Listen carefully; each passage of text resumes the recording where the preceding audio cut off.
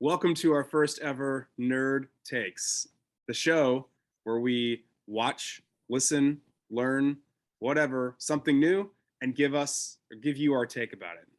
Yeah, this is a new concept that we're working out. It'll be interesting. So this is going to be a real quick hitter.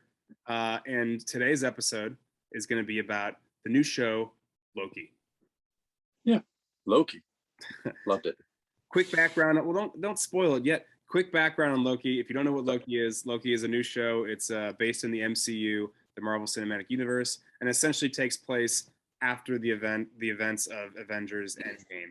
It debuted June 9th of this year. There's 6 episodes on Disney Plus, one a week. It was created by this dude named Michael Waldron, who's someone I hadn't heard of, but apparently he has also written the upcoming Doctor Strange and the Multiverse of Madness, which has kind of led people to believe that there might be some type of connection there. And it seems to fit. Seems to maybe fit.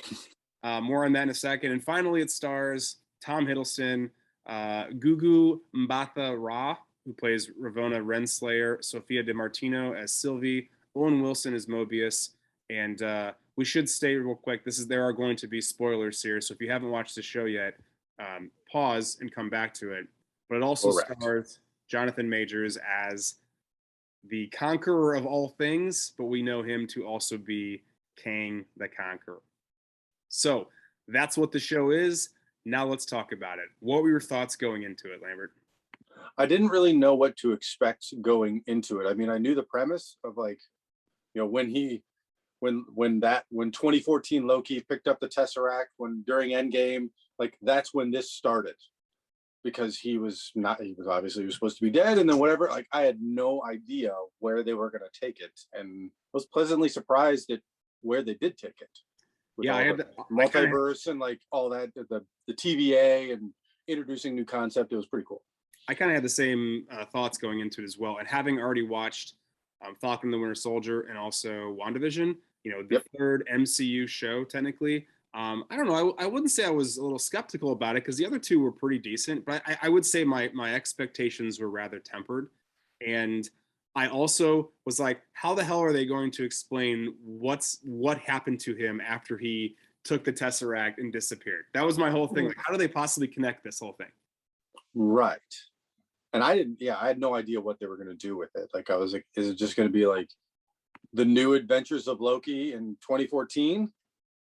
Right. It turned out not to be like that at all, but that's what I thought it was going to be where it's this new Loki going off and doing stuff. Nope. So while you were watching it, what were some thoughts that you had kind of going on? What were your initial impressions? Episode 1, were there any episodes even throughout it that kind of you changed, evolved? So there was a lot more dialogue in this show than in pretty much anything, anything that I can remember from an MCU perspective. Falcon and the Winter Soldier had some times where it slowed down, but it was very more it was a lot more MCU-ish, where there was lots of action and a few conversations and then more action and more action and more action. Whereas this show was very cerebral. Right. And you really had to pay attention to what everybody was saying, especially the final episode, where you really had to you had to sit down and really focus on that interaction in the final episode and really understand it. So that's something that I picked up right off the bat, and it's something that I enjoyed. Some people, like Megan, didn't like all the talking, didn't like the dialogue, didn't like the whole questioning reality and how the reality that they know is not. It was chosen. It was predestined, and just a very interesting concept. So that's kind of what I liked the most about it. Yeah, there was a lot going on, and I felt like every episode was kind of, it is maybe intentionally done like this, but it felt like its own mini movie, and because every episode had a different feel to it. So episode 1, you're like, what the hell is going on? They don't really explain anything, and it's a lot of scene after scene for scene. There's not a lot of dialogue in there, except for all of a sudden they pause and Mobius is talking to Loki and they're having conversations that are a little bit more deep. And then the next episode, all of a sudden it's more of a cat and mouse, and they're chasing this new Loki. And then all of a sudden, the third episode, it's like a buddy cop film, right? And the other cool thing that I felt, and I don't know if this is just me reading a lot about it, Every episode had a particular color. Did you notice this? Did not. Particular color undertone, and every one of them matched one of the Infinity Stones, which is pretty cool. And so, like, the purple episode is when they're on that planet and it's about to explode, and it's about the Lokis basically going, fist to fist against this new planet they're on. The last episode, there was a lot of, I believe it was either green or blue. It had to do with reality. Red was Reality Stone, wasn't it? Oh, no, that's no. I don't know. It's blue, I think. It doesn't matter. That was the Time Stone. No, green is time zone. Time stone. Whatever. Green was time travel. Whatever. Yeah. So anyway, each episode had a different feel to it, which is what I felt was pretty as I was watching this. Now, okay, we've watched the show. What are your overall thoughts about it? Like, what are your feelings? How do you tell people? Like, what do you tell people about this show? Do you approve it? Do you disapprove it? And like, what are your overall thoughts? I absolutely approve it, and mainly because it is different than some of the other things the MCU has done, but different in a good way. And I think that the selling point is that this show really opens up a lot of doors for the MCU, and really kind of like with what we know of what's happening with like the new Doctor Strange, the new Spider-Man, and like what's coming next, like the whole like multiverse thing, or the multiverse concept, I guess you could say. This really sets the stage very well for understanding how all that works, and like giving you some background on what that's all about, and introducing some new concept, some new, like the TVA, like who the hell is that? And right. you didn't know anything about them until this point, because they were just apparently just lurking in the shadows, similar to like a Thanos lurking in the shadows before he finally makes his presence known. Yeah. But I think that's really the major selling point, and one of the reasons why I really enjoyed it. I think it's a pivotal change in the entire MCU, and there are a few films that did that in the first 3 phases. I would say Guardians did that, where it introduced basically. It didn't introduce Infinity Stones, but it did actually tell us what they actually are. Right.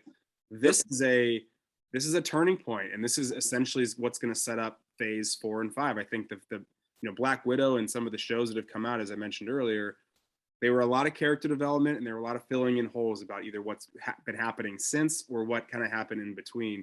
This was, all right, this is where we're going next. Where we're going for the next however many movies and shows and years, really.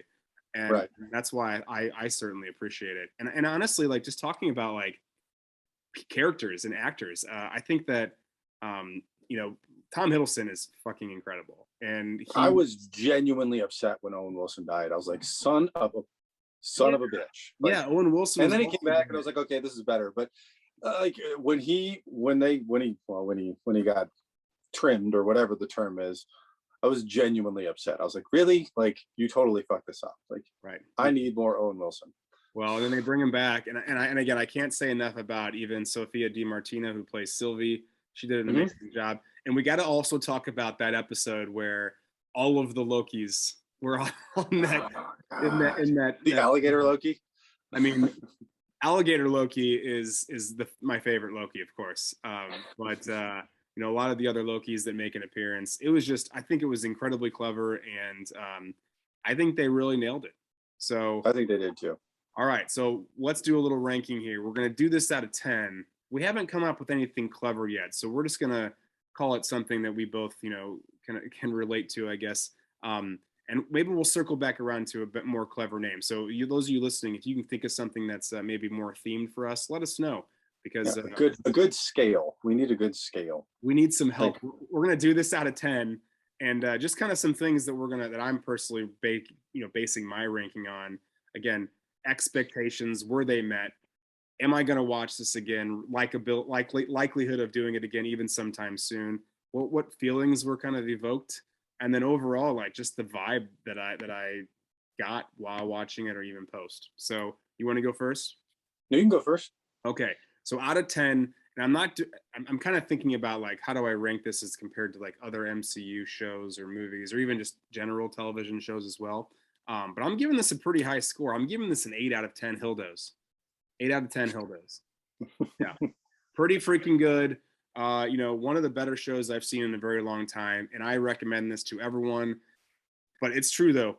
You can't put it on in the background and hope you'll know what the heck is going on, because you will fucking not. I had to go back and watch at least one episode over again because I don't even know what just happened there. I was not paying attention enough.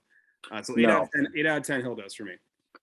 I hate to copy you, but I will, and I will go 8 out of 10 Lambos because, well, I don't have another scale. So yeah, for all the reasons you said. Like will I watch it again? Yes. Did I enjoy it? Yes. Is it a bit polarizing in even in my household? Yeah. So when I watch it again, I'll be watching it by myself, but that's okay. Hey, call me. I'll watch it with you. Yeah, that's fine. Just very good, very entertaining. Sets up the franchise. Yeah. Highly recommended. Highly recommend. 8 out of 10s from both of us, Hildos and Lambirds. Thank you. Enjoy the nerd takes and enjoy Loki. Until next time. Bye, everybody. Bye-bye.